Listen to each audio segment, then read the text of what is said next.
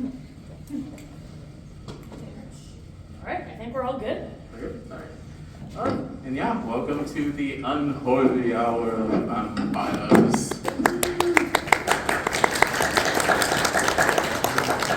So I'll be your moderator for this evening. I am Brian, aka the Tru PhantomAngel. You might know me from different content and everything. I've done some Magic panels before. Notably, I've done the Doctor Who panel that was at Gallifrey 1.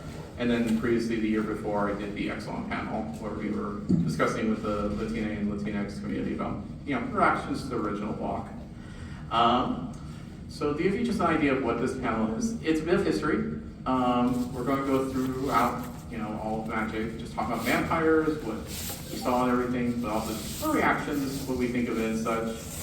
And then eventually, near the end, we'll go ahead and turn on you, and you'll be able to come up, tell us a bit like what you love about vampires and everything. Well, Magic the Gathering is probably very, if not the most popular type, probably one of the most popular types. I did the stats on it. I know exactly how popular it is.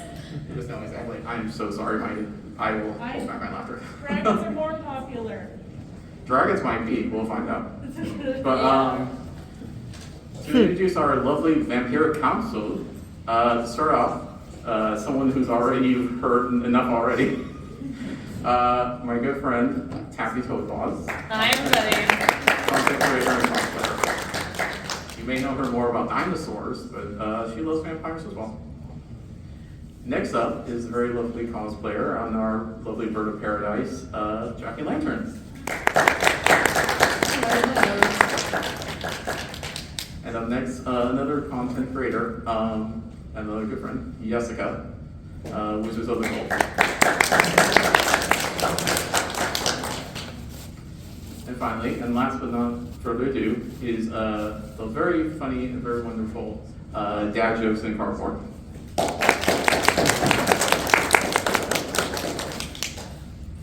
And so then we can jump right to it. To start out, before we jump into just the history of vampires in general, we're going to cover a little bit of the worldview about vampires. I'm sure a lot of you all know this, but we can go ahead and do a little refresher about all the different types of vampires that exist.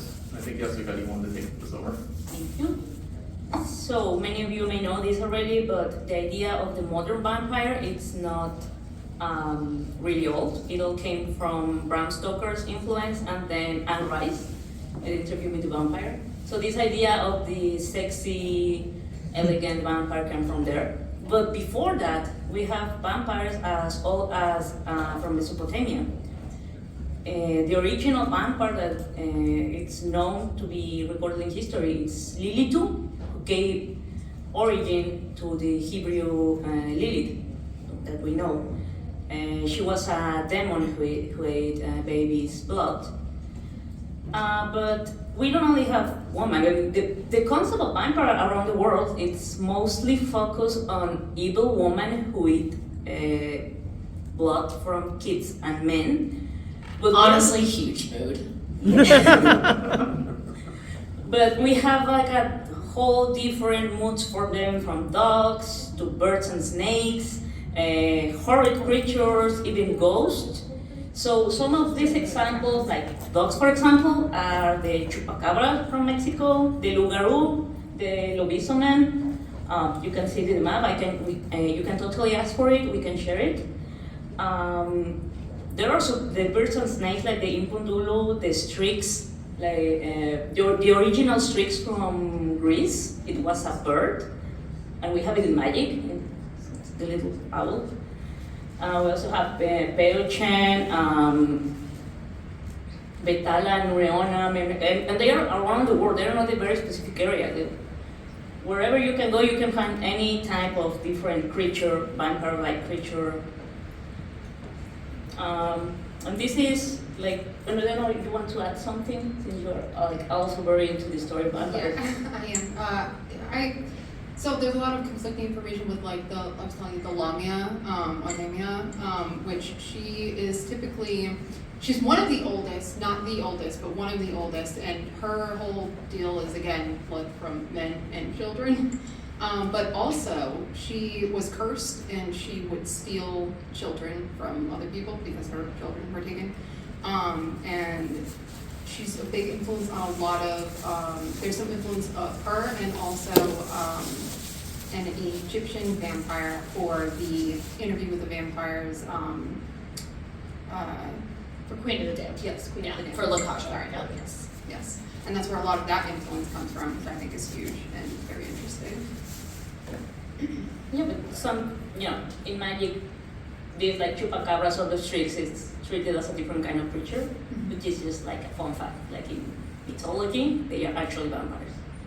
Well, and I think it's really cool because especially as magic branches out into more different types of fantasy, like especially in like the last 5 years, right? Like we kind of went from like a very kind of, here's the high fantasy of Magic the Gathering, but since then, we've kind of branched out and we've made deliberate, or not we, I guess, like I don't fucking make magic. I don't make magic cards, they don't let me because I say the F word too often. But since we branched into different cultures and there's been kind of this idea that like, yeah, okay, we're gonna make a set in Ixalan, but we're actually gonna ask like Mexican and Mesoamerican people to help us make that set, which is an incredible thing that Wizards has been doing lately.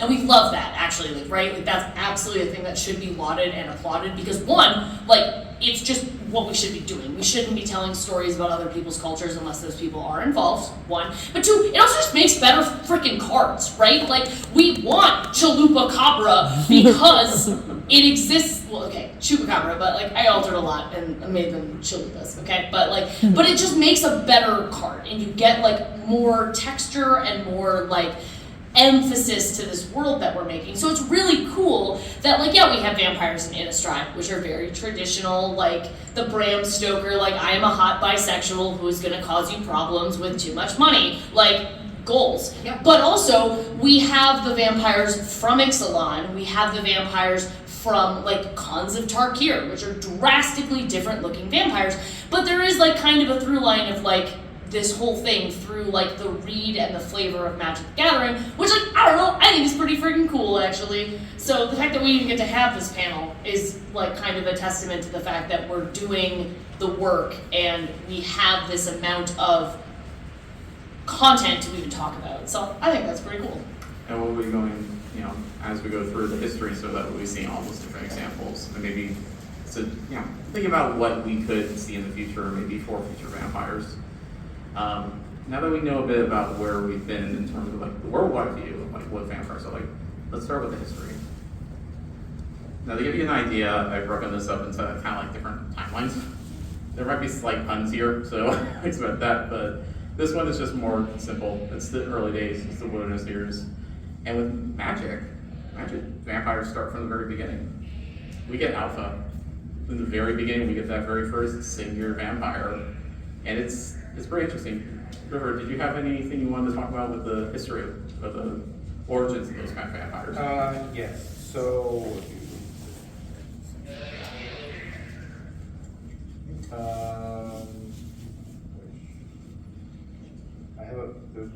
can just wait for the panel. No, it's all good. It's your panel, brother. Go for it. Oh, I can wait for the web that I put. Oh, sure. But yeah, we do love some alpha vampires. Like I think part of it's very cool to know that like when they were originally thinking about like creature types, when Magic the Gathering was originally, as Richard Garfield intended, like one of the critical like first creatures to spring to mind was vampires. Which is interesting, right? Like, again, we were talking about the fact that, like, vampires exist in so many different ways and so many different facets and kind of so many cultural interpretations. And, yet, like, they end up in our card game in 1993, which is pretty cool. And artistically, it, like, you can see right from the first card over there, it's giving Nosferatu. It's giving, yep. Those were also things, like it's the big influence at first until we get like what Tabby mentioned, the more romanticized vampires and Innistrad, which are more like Stoker, Rice kind of vampires. To talk a bit about like the history or like the first early days and stuff like that. Vampires are interesting because they do start very similarly to how dragons do, as someone has mentioned. Because at first, all vampires were supposed to be from Singir. They're supposed to all be from Baron Singir, and they descend down that line, and the line becomes more monstrous as it goes. Much like, a little bit like the Air Dragon. The Air Dragon is the first, and then they descend down from Bulbous to Ugin to the rest of them, so. What I did also want to talk about too, in terms of vampires in history is, the Baron is not the first legendary. The first legendary we get is actually Crowfax, it looks like. And I think it's interesting that they start with a character who is, who essentially looks like he's black. Who's a character that is not white, and it's the first vampire. I think that's interesting where we go from there in terms of like representation and stuff as we move on. And also there's other interesting interpretations like with Shaku, who was from Mirage, which is very interesting. Oh, and then did you want to talk about the artwork, Tappy? Like this? Listen, I have a lot of feelings about that artwork. Good feelings, bad backwards feelings. right now. I mean, like, I don't think I need to explain it. Also, I don't think Wizards will let me in another panel if I explain how I feel about that artwork. But also, if I made that costume and I needed a bunch of volunteers, I will be taking volunteers after this panel. You need a hood and a chain. There are links that I can. We'll talk later. You can be at the top. We'll talk later. Yeah. All right. But I know that's good shit. Like, speaking of, as like Jackie very like astutely pointed out, like a lot of the like vampire lore very much like kind of circles around like, I am this powerful woman and I will drink your blood and take advantage of men. And again, honestly, mood. I support women's wrongs. That art lives rent free in my head. It's incredible, and I think we should make more of it. I find it interesting though that even at the beginning we do have some decent representation in Magic. Like I think Magic. There's a very interesting space where Magic has always. And a lot of this is just kind of my own personal opinions, and hearsay, again, I'm not employed by Wizards, but like, Magic kind of lucked into just like a lot of really organic, natural representation, which was really cool. Like, that was really freaking neat. And then I feel like at a time, there was like okay, we have to unpack this. Where like nobody, like we kind of all just like took art like this for granted. Like we just got incredible art in Magic for a very long, and we still have incredible art in Magic, to be clear. Like I don't want to say that we're not getting new, amazing art now, but also more men could be leashed in new arts of Magic if anybody is listening. So I think it is really cool that like looking back on some of these early arts, like we see some really cool things. And again, like your kind of interpretation that there's like a lot of nebulous like races of characters very early in Magic, which is really cool, because especially in the 90s, like, fantasy was very white, it was very male, and Magic was always kind of different. For a very long time, we didn't really, like, unpack that and, like, think about why we maybe got to do that.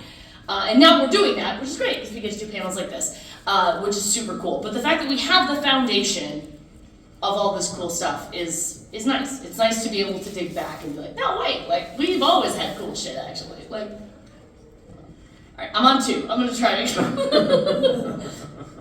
And then as we go along through the history, early years cover also the first Ravnica, which we get a little bit of the history not being so much. This is where we start to kind of break away a little bit from the Singir being the source of it, because like Sazdeck is now the source of vampires. Well, now That like changes once a bit later. we get into Ravnica, we're not only on just kind of Dominaria as the default plane. We've now fully kind of embraced like planes, or if not planeswalkers, which came later in Lorwyn. Like we're now like there are different planes. They have their own kind of different flavor. And I think Ravnica is a really cool example of that, because Ravnica is where we see like, okay, vampires are black, obviously, easy color pie switch.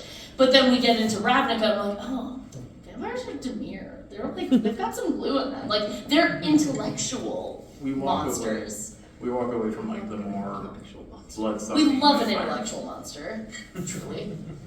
Yeah, we walk away from the blood-sucking vampires. We go into more psychic vampires. Yeah, we go more into like the psychic, the aristocratic, the scheming, like kind of like the working on things behind the scenes vampires. There's for any taste you have. Even if you like the handsome guy or the horrid monster, you will get it in Ravnica. A little something for everyone. Also, apparently, I found out recently Moris are real vampires. They're a type of vampire. Oh yeah? I didn't know that actually. I just was finding as I was researching stuff. Well, again, a lot of people occasionally forget, but like the OG Ravnica, because again, now Ravnica has kind of just become like a home plane for a lot of things. But like Ravnica was originally based off of like old Slavic Prague from the 1800s. So like a lot of old Slavic myths got into the original Ravnica. And in some ways I do really miss that, because I love Ravnica just being like, it's a city, it's got guilds, and I'm like, okay, that's cool, but like, I do think it was really cool when there was like Raskolkas like going around in the sewers and stuff, because that's like old like, you know, Czech and Slovakian and Ukrainian and Russian myth, which is really cool. Like, so a lot of that is kind of in the flavor of these vampires here. The thing that I do want to point out though is at this point, vampires aren't necessarily always, although Mythos vs. Vampire kind of stands against that a little, which is, they're not a focused type though yet. Like, we kind of see it in like goblins, we see it in like we see it like start out, but we notice that they're not that typal kindred thing that we know of today.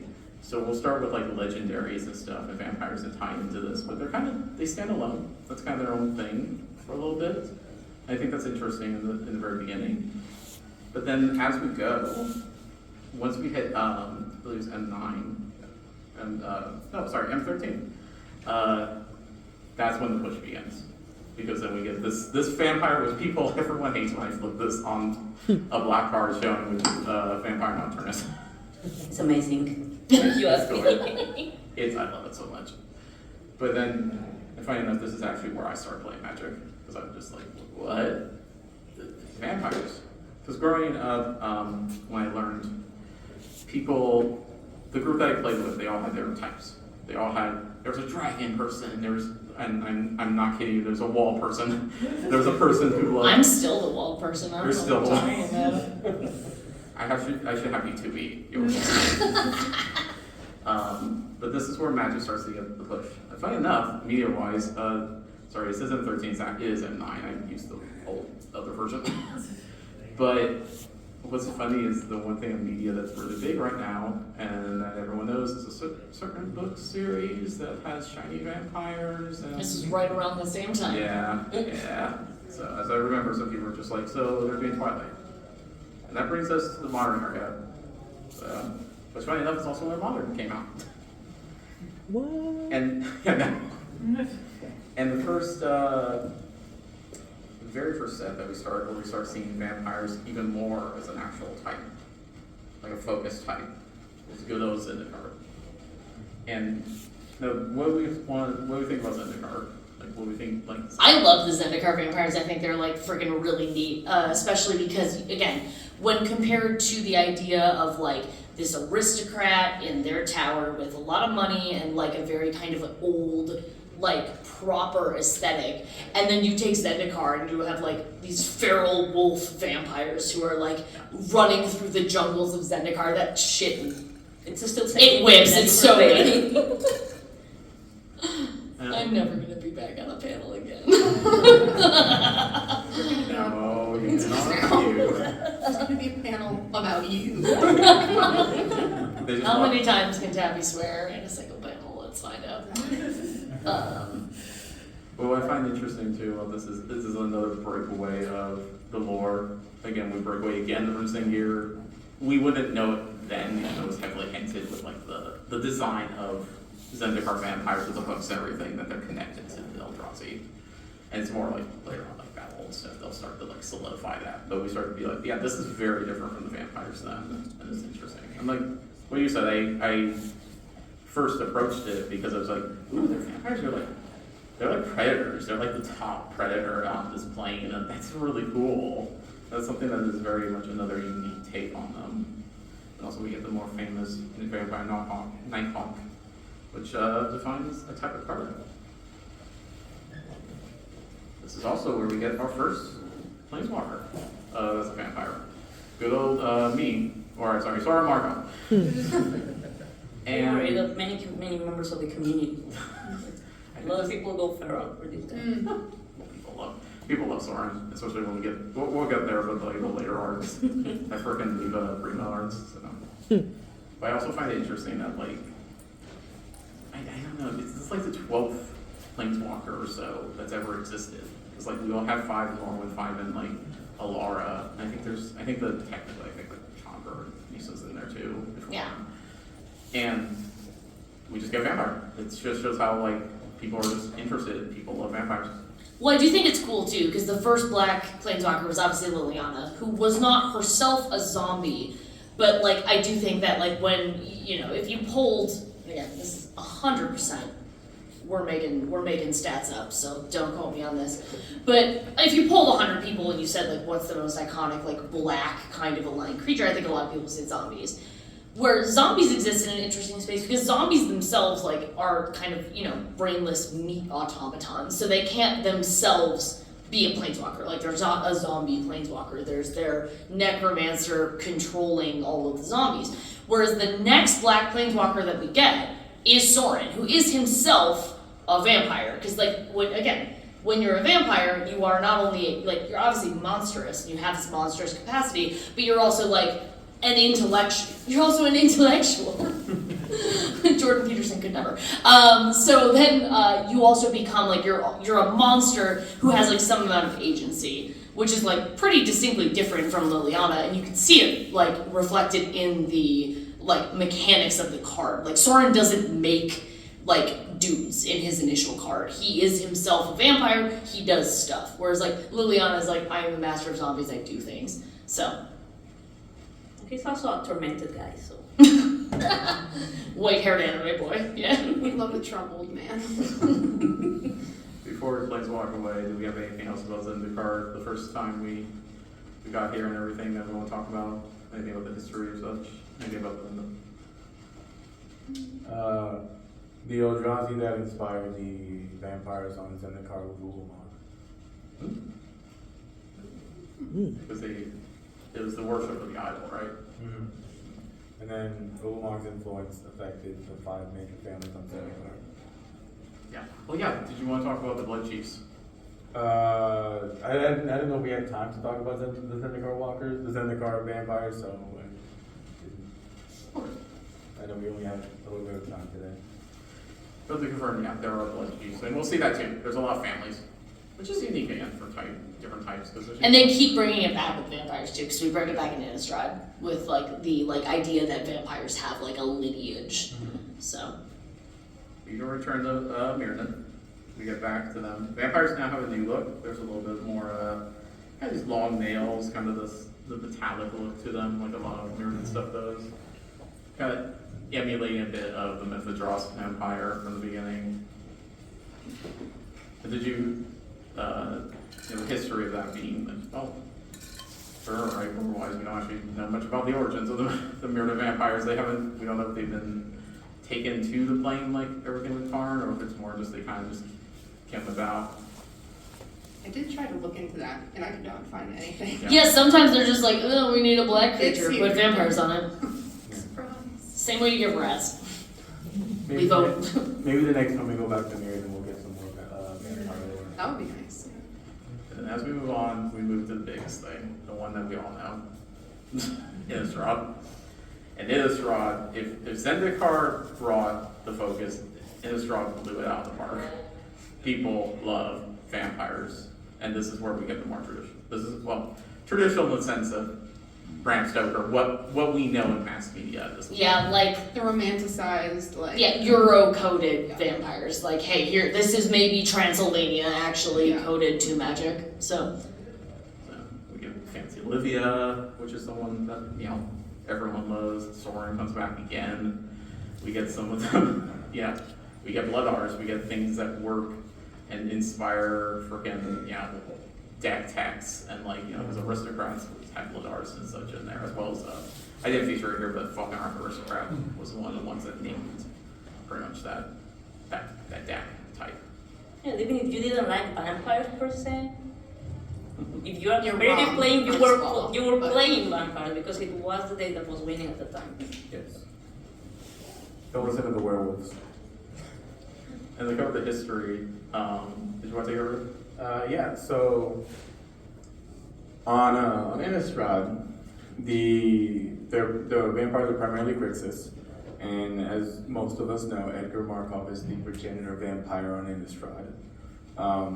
But a lot of people don't know is that in order to become the progenitor vampire, he actually made a deal with Shilgengar, which we got in Modern Horizons 3, to cure a famine that was going on Innistrad. Because people were starving, so he was like, we gotta figure something out. So he made a deal with Shilgengar to use the blood of an angel to pretty much remove the need for food and replace it with blood. Well, we know how that turned out.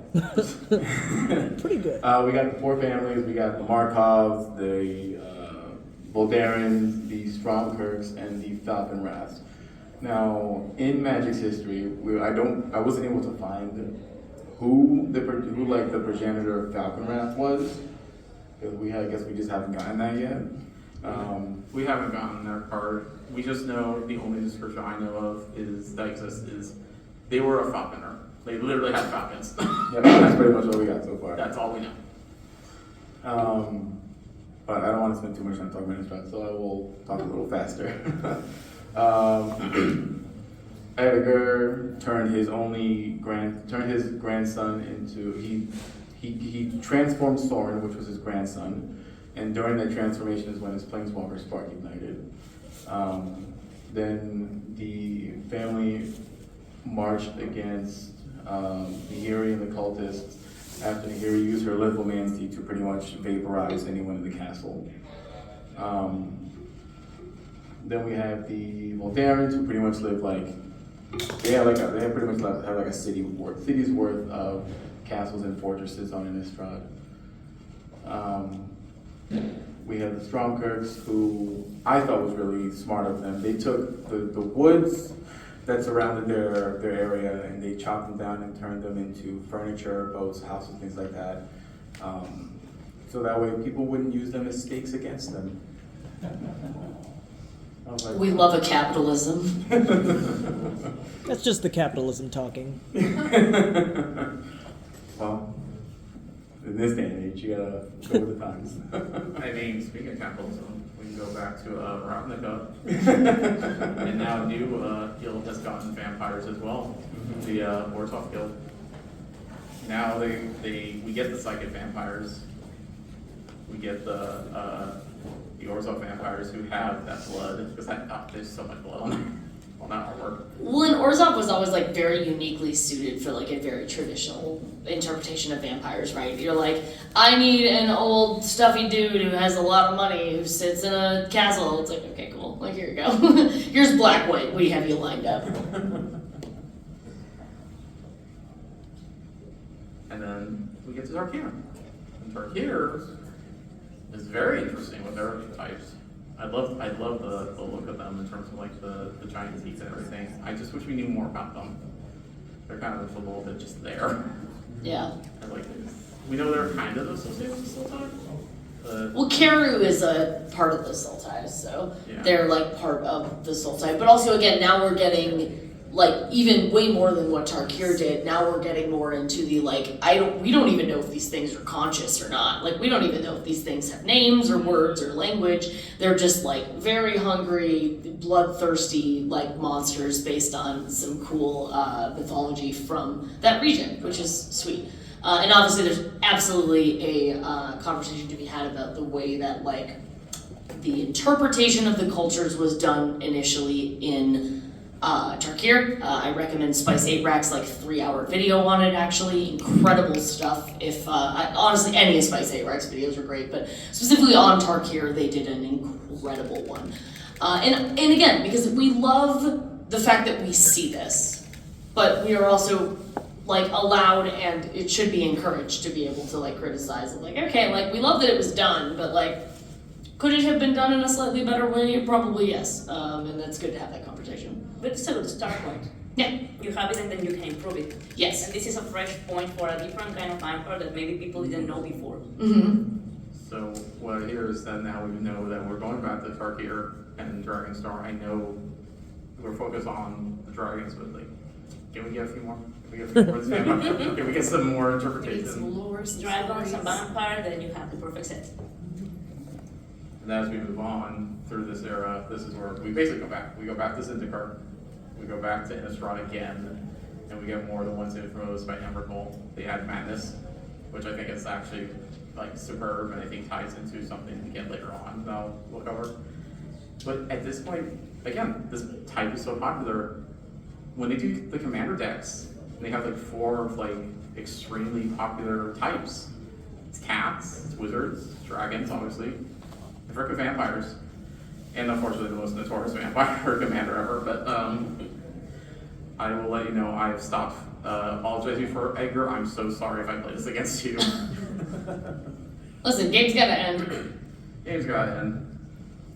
This is, again, we got a few more interesting bangers, which is we get Kaladesh, and we get the Aetherborn, and we get the first non-binary vampires. The Aetherborn are so cool, and I wish we were on Kaladesh for more than 2 sets, because there's so much to explore there in like this kind of unique, like, we are born and we die very quickly, but also some of us are vampires, because like the idea of the Aetherborn is like live fast, die hard, which is fascinating, but it is also at complete odds with the idea of being a vampire, which means that you live for potentially like 1,000 years, and you know, you get sad, and then eventually some 20-year-old twink interviews you in San Francisco. So it's fascinating that like this completely opposite dichotomy exists in Kaladesh, and take me back to Kaladesh, wizards, you cowards. Okay, cool. I'm never back on a panel for sure after this one. I want you on all of the panels. I think it's very sad. They cannot leave the plane because Yeah. they go through the doors. Yeah. The Yeah. human paths. If they go through the human paths, they don't have anything to eat, so they will die faster. So we have to go to Kaladesh back again to see more of them. I hope it happens soon because it's great. I agree. Like, just look at that design. It doesn't have you see them and you don't think it's a vampire. If we are getting Kaladesh back, it's going to be Aether Drift now. We might get Yeah. Aetherborn and Drag Racers now running around. Vin Diesel's gonna be there, it's gonna be lit. Rock family. So then, The only thing that matters is family. as this era comes to a close, we get one more. We get one that Jessica and I are very fond of. Exelon, which is something I don't know if you're here, but if you were the person who came up to me after the Exelon panel and said, hey, you didn't cover enough about vampires, this is all for you. Just so you know. But yeah, oh gosh. I know it seems like such an easy path or something like of just making Conquistador vampires, but like, come on. That's really interesting. That's like pretty neat. We've seen like plantation owner vampires. We've seen, you know, the southern vampires. We've never seen this. Well, I think India has this. Well, and I think this is such a good opportunity to be like, okay, so this like shitty part of history happened, which is like, obviously no one acknowledges like it should have happened or it was good, but it's also good to be able to use that as like, okay, we can still use it as inspiration, but we're literally going to make them the blood-sucking parasites they were the whole time. Christopher Columbus should have been hanged. So like it's really cool to see this because like obviously nobody looks at that, and with the exception of maybe like Saint Elenda in the middle, nobody looks at that and is like, oh yeah, this is a good guy. Like, it's okay for, like, series to have bad guys, so you might as well make them the worst people that you freaking know. Make them Fernando Cortez. Incredible, actually. That's great. And again, anybody who kills a dinosaur like that is off in my books, so there you go. But I think Exelon whips so hard. It is so good. And obviously the art direction of it, incredible. Like, I know Jessica has, like, a lot of feelings on this, rightfully so, but... Yeah, it feels very real. God, it's so good. Exelon hits so hard. Yeah, like in many levels, because when you know like the classical vampire, it's like you have the first picture there, and it's like this crazy, hungry guy, and then you go to Elenda, and then you see like very Catholicism inspired. Mm-hmm. And for someone who grew up as Catholic, it went like, boom, wow, this is crazy. And like, I didn't expect to see, like, for example, the Madonna in the Pietà in a card. And they're very good vampire. Like, for example, most of them are like, you know, the bad guys. But then you also have like the good in the bad. And like Elenda's origin story, like she wanted to make good. She wanted to protect something. And then her lessons, her knowledge got deviated and became something bad. So yeah, that really hit hard too. We were talking about Catholicism, so. Yeah. And then you had the conquistadores, which also like hit very hard. And something I like a lot about, for example, my character that I'm cosplaying right now, I really love her because she started, like she was like a princess, entitled girl that was very curious. So she was like, I want to learn more about the world around me.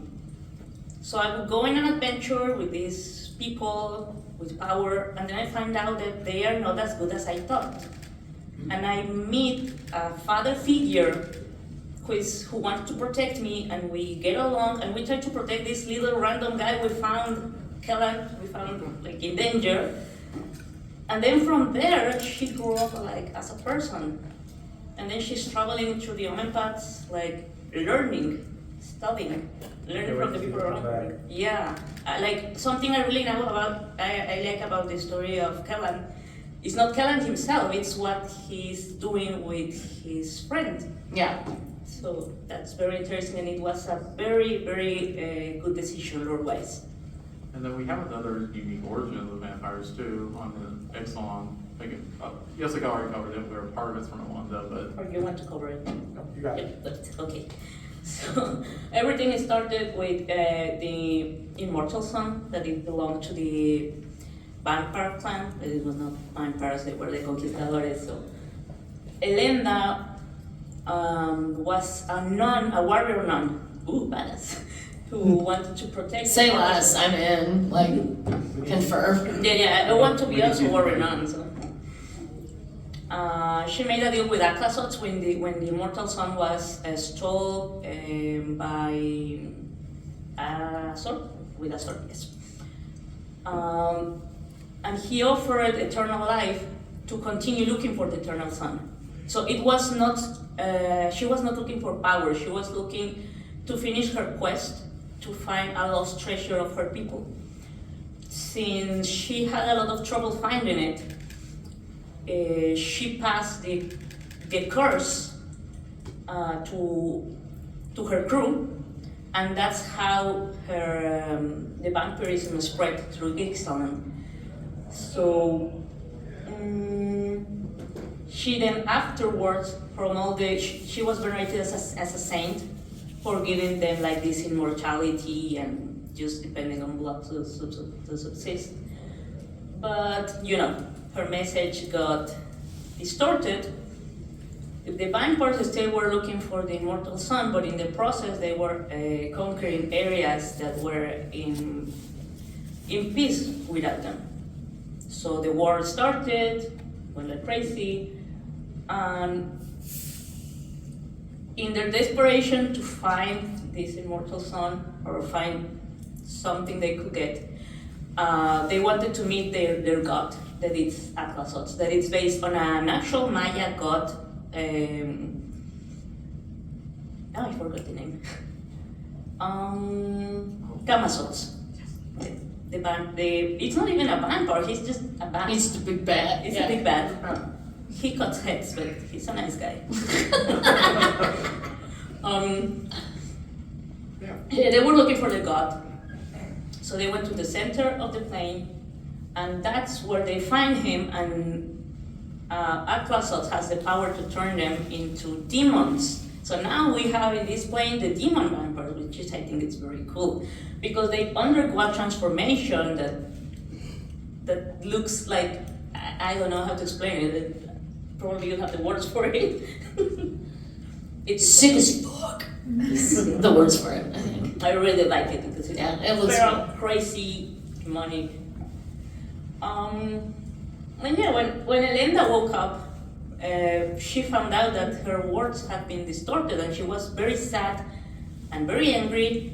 So she went back to teach like you know, a good lesson, try to put her people on the right path, and trying to bring peace to her community. So I really hope we see this in the future. How is it going?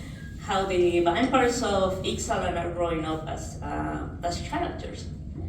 maybe we can hope for peace in the plane. What's interesting here, by the way, is that up to this point we've had vampires we've had them in the Warsaw Cup. We haven't had mono white ones yet.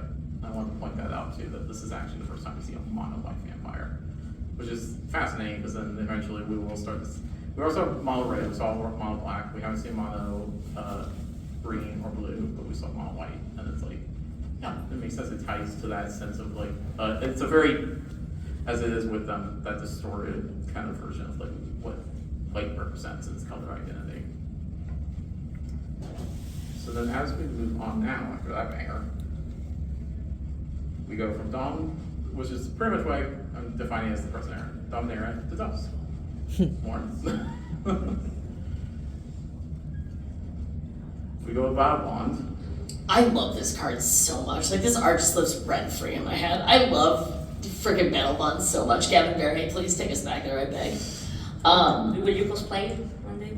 We did, yeah, I did. Olivia and I did the Azra, mostly just because, like, I will paint my face purple at the drop of a hat and wear some horns. It's just, like, my personal aesthetic. But I love, because the idea base for Battle Bond was, like, kind of like a, ancient civilization, kind of Mesopotamia with, like, the big Zohars and all these things. And it's so good. It's so good. And yeah, this is just like a very cool sort of vampire that we saw there. And again, like I said, I'm a little biased. The art lives rent free in my head. So when Phantom was like, "We need art for this," I was like, "I'd pick this one." I don't particularly have a good reason for it, but I think we should talk about it. We go back to Ravnica again. Also, one thing I want to point out about Mori vampires is that, do you ever notice that it's always that position? They really are just kind of always doing this. Frame exactly like that. Yeah. Like just, Such a mood. hey everybody. Like there's wings out. And You can turn these microphones off. I just learned that the hard way. Oh. I do think Ravnica is kind of cool, and the reason that I pick these is like the dichotomy here is because I do think Ravnica kind of gives us a very interesting thing where we're kind of dealing with two different types of vampires at once. Like we have the very like aristocrat, poised, high fashion, honey, it's giving, like aristocrat vampire, and then we also have this other thing. Pretty sure from my nightmares. Yeah, right. It's And that's cute. Well, remember, nightmares But are also I dreams. love it. It's just also nightmarish in a good way. Yeah, but nightmares are also dreams. So. Yeah. It's a dream come This is true. this is my sleep paralysis demon that I tell them that, hey. there is a you literal can sleep leave now. paralysis demon card. I don't think we put this one on there, but. Oh no, that's not a vampire form. Yeah. I wish it was. But yeah, Ravnica is interesting because we just had a lot of stuff in Ravnica. We're still getting some random ones. Yeah. I would love to know why a vampire's on the Viking plane. I love it. And I do feel like it is, again, looking over, it's a reference to the original Vampiric Dragon that we had in the early days. I want more Vampiric Dragons. I want more types of like random vampire in this. I want my vampire dinosaur. I didn't cover that in the Epsilon part. I want that. I mean, it makes sense to have a dragon in Kaldheim. They have dragons in Norse mythology, so I would have been very upset if they didn't have a vampire dragon. Because it's really cool, and I love the concept, and it's very sad that we don't get more of them. Because, dragons and vampires, the most popular creatures in Magic mixed Do we together. have the stats on those? Did we put a slide together for that? Oh, the stats of like typing and stuff. Yeah. I bel- I think there's maybe one at the end. Either way, you can ask me about it. I did all the data research on Scryfall. We didn't have a slide for that. I just figured. Oh, we were no worries. perhaps. It's It's this. As long as the CBS, like CBS receipt, just all the stats. And then we get to Strixhaven, which is interesting because it's like now the blood magic and everything is it's a school. It's a school subject you can have vampirism as your hey, you want to stay it? You want that to be your major? I do. So, and that was well not the first green vampire that goes to I forget their name, the one from the Sultai deck. Mm-hmm. This one's in the card. We get blood researcher. So now we're branching out. Yeah, and Dina, is Dina a vampire? No. No, he does not No, finish. she's not. I just like You her. heard the name? I just imagine her as a vampire because she's got that killer text that says whenever you gain life, target opponent loses life, which chef's kiss. But yeah, we got green vampires now. So eventually, where's the 5-color one? When's that coming? We got Morathon. This is More changelings are for cowards. Excuse me? This is one of my favorite arts of all time, and it's on a token. So this takes us back to Innistrad. This is from Crimson Vow. And I think this is just a really cool example of how you can take one singular idea, which is mono black vampire, and you can interpret it stylistically, even not even talking about like the abilities on the card, but stylistically each one of those hands taking a goblet off of that human's tray is a different family of vampires. And because the styling on Innistrad is so unbelievably clutch, you can like tell what hand is from each family. So we've got, again, Markov, Falcon Wrath, Stormkirk, and Voldaren, which is really sick, actually. Like, this is one of the things that just makes me, like, really happy that, like, Magic the Gathering exists in the way that it does, and that we get to, like, pay artists to do these incredible interpretations of, like, the color pie. And I just think this is, like, a perfect example of it. Like, the way that this art just exists on a token that costs no money. It's like 0 cents, but the art just is incredible to me, and it's so cool that like we get to have that on a $0 value card, and we just get to have sick art that interprets the world in such a cool way. And then with Crimson Vow, which I am apologist for that said. I hate Crimson Vow. I know. One of the worst limited formats in the past like 10 years. I disagree. I will fight you after this panel. Yeah, we know. Taking bets. We even get to learn about the lesser families too. We got and they even introduced a new one. Is it? I'm going to butcher the pronunciation. I'm so sorry. The Monty? The Monty.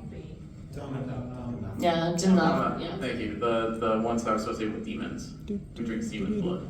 So, and then Jackie, you wanted to talk about especially Henrika. Oh, I'm obsessed with her art. Like, Same. This one lives in my head rent-free along with the other ones.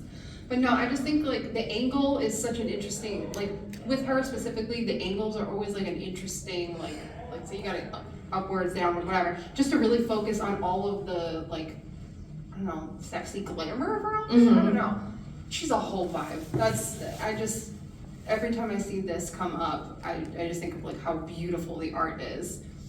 And I don't know, that's my thing on that. If I haven't covered yet, vampires are very sexy.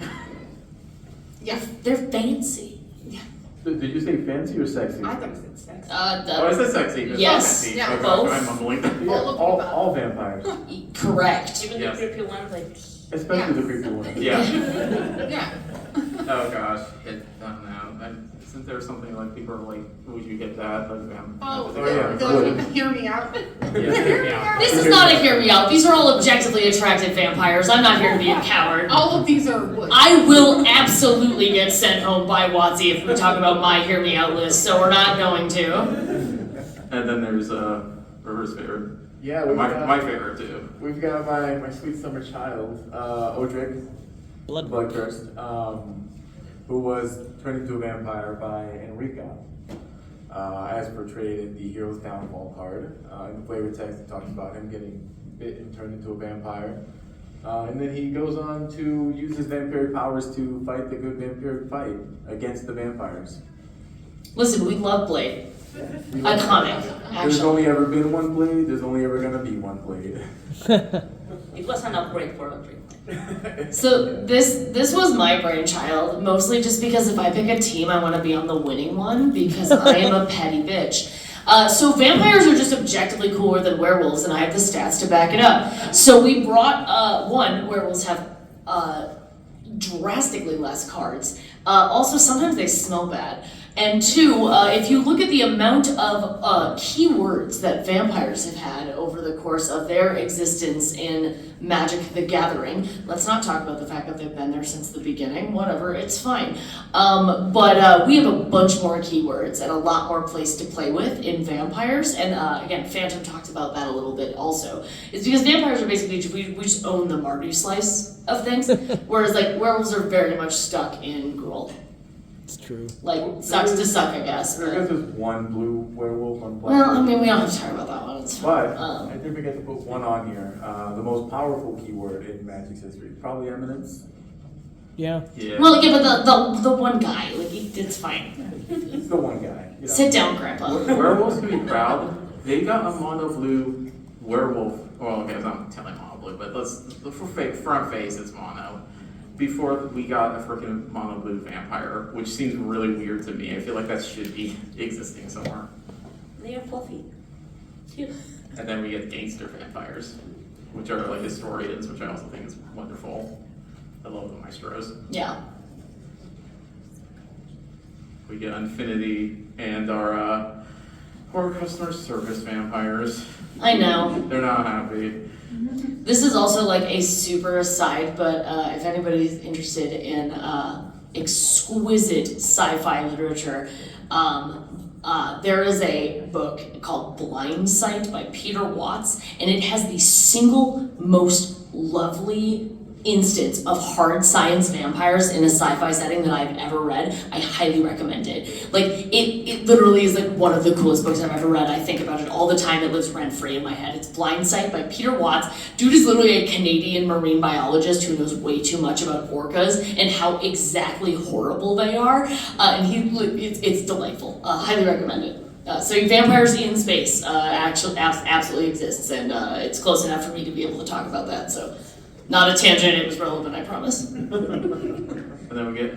Yeah, I think I already talked about enough about Malia, but you know, I love her. Also, wood. Totally.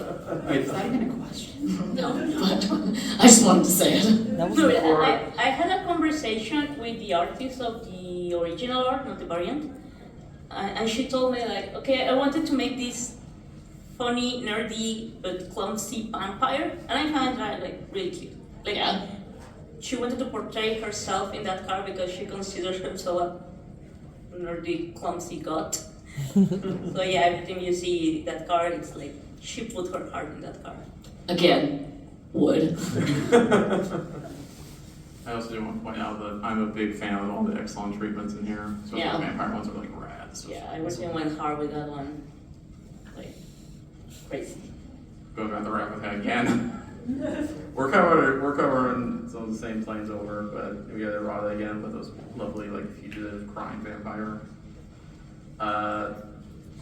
We go to the Thunder Junction, which I don't feel like is the strongest of the vampires ever. I skipped my other slide.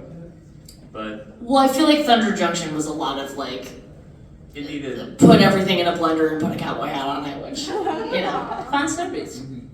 yeah. I'm happy to see Olivia again, but especially having the best time as a saloon girl. But I'm also like, Yeah, but I do really like the idea, and again, like it's things about Thunder Junction that I kind of wish had been explored more directly. Is like this guy who's like obviously like a horrible capitalist railroad baron being a vampire, actually perfect example of flavor through both the art on the card, his title, and what he does. Incredible stuff. So like I think there was more space to kind of explore like the new characters and how you can interpret the concept of a vampire into like the Wild West, because there absolutely were, parasites preying on other people in the Wild West, and this works perfectly for it. So like I do really, that works really well for it. That actually reminds me. There was a movie, I think it was called Day Shift, Mm-hmm. where the main like ancient vampire in that film is a realtor. That sounds about right. Living in LA, and she's just like. Sounds very right. and then we go into more other vampires that have very unique backgrounds, and we get our sexy boy, our sexy D&D boy, which everyone is loves. Also, I want to know more about Rudolph. Or Rudolph. I thought you were talking about Rudolph. Was I talking? Oh, well, no, they are sexy. I'm sorry. You're correct. Rudolph is pretty sexy. I mean, You're not wrong. Equal opportunity sex appeal. I was unfortunately referring to Asterion, even though I love Asterion too. And we end with Dustborn, which I was actually kind of sad there was only one vampire. It was me. That was a big missed opportunity. Yeah. There's a lot of stuff going on in Dustborn, but I am glad that we got the one. So, I think it's a Could have been killer. legendary. We began kind of, well, I know we began with Syndicate Vampire, but we also began with Crowbacks, and we come back to this. And again, just unique take, unique representation. I love that. Yeah. So we're gonna try to fit this in again. We got 5 minutes for like questions. Tell us what your favorite vampire is. Yeah, you raise your hand if you have anything to say or want to disagree. Sparkly man. Yes, you. I found the vampires from the Edgar Markov set very interesting in the sense that Lycia or Lycia? Yeah, like it appears that she's from Theros, right? Like in the, I would think so, because it's Rome, Greece, close enough. yeah, Right? so she's this black warrior on Theros, which is anachronistic, and then there's Mathis, who in my eyes is the closeted vampire, who goes around and he's branding other vampires for their sins, meanwhile hiding his identity. And I always thought the lore was very interesting. I've never heard that take on Mathis before, but I love it. That's very good. That's super chill, yeah. I guess not super chill, actually. Very little about that is chill, but like chill in like the objectively I'm trying to compliment you is a good It's take. representative of how some people are in real life. Hell yeah, absolutely, brother. I get you. And then, In the back, yeah. okay. Yeah, so kind of back to the changelings. So how would that kind of play with, because a lot of vampirism is either through the pacts or consumption of something. Do you have any idea how that would play with changelings, where they're just kind of that already? I was gonna say, I would think that it applies to the changelings the same way the scrolls apply to when they become superheroes. They don't actually get the powers; they just look like them. I wonder if it would be almost like Etherborn too, because Etherborn suck the life force. They don't suck blood. They don't do psychic. They're literally just taking the life force and Well, stuff away. To borrow from a adjacent IP too, since like we're here for talking about D&D, Asterion was literally on the table. The way that changelings work in D&D is that as a changeling, you can make your appearance look like anything that you share like a size category with and like an amount of limbs with. Like you can't turn yourself into a centaur as a level 1 changeling, but you can turn yourself into like an approximate cosplay of a vampire. So changelings are just cosplayers sent tweet. And then, okay. So you first in the hat because you went. With the recent addition of things like Omen Paths, do you think in the event that they end up having, because with Omen Paths kind of crossing over planes, we might see vampires from different planes interacting with each other? What do you think that might look like in terms of story? I think they should all kiss.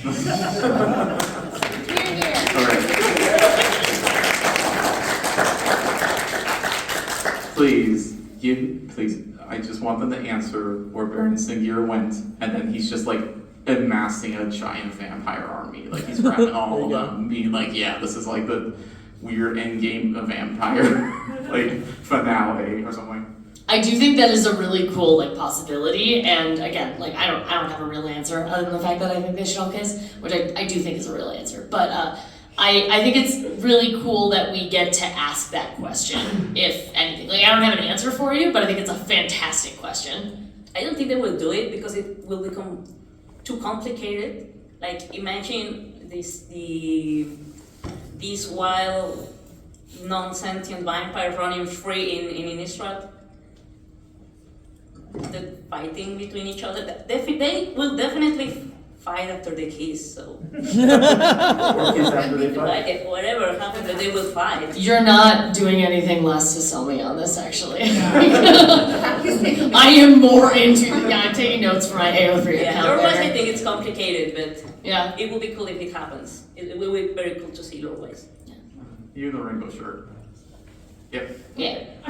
Oh, There's a well, couple of Pride rainbow Flag. shirts. Yeah. That's a good point. The Pride Flag Planeswalker symbol. I apologize if this has been addressed. I missed just the beginning of this, but as a resident Phyrexian apologist, did you talk about the Bleak Coven at all? Because I think one of the coolest things Magic has done with the vampires, or the mechanical side of vampires, is they're just like, my hands are syringes. What are you gonna do about it? We see the same art and the original Bleak Coven card as well, so. Yeah, we didn't actually get into that specifically, so I'm glad you brought it up. Yeah, no, it's a really interesting way. Again, I think it really just kind of comes down to the way that vampirism as a concept is so universal and it can be applied in such like really cool ways. And to like go back to that Venn diagram, I think that's one of the reasons that like we saw vampires in Magic right away. And if we ever saw a werewolf, it was basically just like, you can just like make this a wolf. Like werewolves are kind of just like, they're big fluffy dogs, right? Like, whereas like vampirism can be interpreted in so many other ways, whereas werewolves like quickly become like shapeshifters or just big dogs, which again, all dogs are good boys, so like nothing against dogs here, but I think that is really cool that we can see the way that vampirism as a concept can be interpreted into so many things. Like Phyresis and Phyrexia and that whole arc of Magic doesn't necessarily have anything to do with vampires itself, but also like when you look at it and squint and kind of turn your head sideways, you're like, no, this is like absolutely just vampire shit, right? Like, did that answer? I don't think that answers. I was just curious. I just like to talk into a microphone. They gave me one, so. So we'll have to wrap it up here, I'm sorry. But any final thoughts before we go from our panelists? Anything about vampires or anything? Yeah, vampires. Yay, vampires. There you go. Wood. Give me a werewolf vampire. There you go. Yes. Maybe in the underworld they relate. All right. Well, thank you, everyone. Changelings. Thank you for coming. Before they turn off my mic and take it away from me, I'd like to thank our lovely, gracious host, Tru PhantomAngel, for putting this together. I'd like to thank my panelists for coming and for actually, joining in and everything. I appreciate you so much because this is one of my favorite creature types, and I know I've ranted so much as a super nerd. I did want to thank also our organizers. I want to thank Repop. I want to thank Wizards of the Coast especially for organizing it, but also letting us, do this and also enjoying, just a fun supernatural monster type that I love. And thank all of you for coming to join us, because it would be really sad if we had to talk to ourselves. So thank you for being here. Give yourselves a pat on the back, and I hope you have a great weekend in Vegas. Happy Olympic cosplay win. I don't want to do an Olympic cosplay. I want somebody else to do an Olympic cosplay. Maybe